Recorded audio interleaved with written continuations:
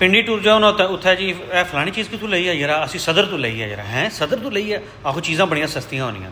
ਲਾਹੌਰ ਆਓ ਨਾ ਤਾਂ ਆਪਣੇ ਰਿਸ਼ਤੇਦਾਰਾਂ ਕੋਲ ਇਹ ਚੀਜ਼ ਕਿੱਥੋਂ ਲਈ ਹੈ, ਮੰਜੀ ਕਿੱਥੋਂ ਲਈ ਹੈ, ਇਹ ਸਦਰ ਤੋਂ ਲਈ ਹੈ ਜਰਾ, ਬੜੀ ਗੱਲ ਹੈ ਜਨਾਬ।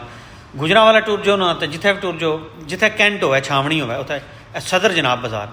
मेरी बड़ी जस्तजू हुई कि यार ये सदर बाज़ार क्यों ना, इहदा सदर क्यों आंदा है। वो फिर जनाब कल परसों एक फौजी बंदे नाल गल हुई, पुराना फौजी बंदा आ, उसने दस्सिया भाई जी कि जदों ये छावनियां बनाईयां गईयां ना तो इन्हों पूरे इंतजाम नाल बनाया गया है, क्योंकि टोटल फौजियां ने खानदान, टोटल फौजियां ने बच्चे, एक पूरा उत्थे समझो शहर जे बस जाना है तो उस विच एक मेन बाज़ार बनाया जाना है या मेन मार्केट जिसनों आने तो उस वक्त क्योंकि ज़्यादा इंग्लिश राइज नहीं, ज़्यादा बंदे इंग्लिश नहीं जानने होने, गोरियां ने ज़्यादातर असानी ही ज़ुबान इस्तेमाल की तो उन्होंने बाज़ारां नूं सदर बाज़ार का नाम दिता गया, यानी कि मेन बाज़ार। इस वास्ते छावनी में जिहड़ा बाज़ार है उसनूं सदर बाज़ार ही आख्या जाना है। तुसीं इस बारे च क्या आने हो जरा ज़रूर कमेंट करें। शुक्रिया।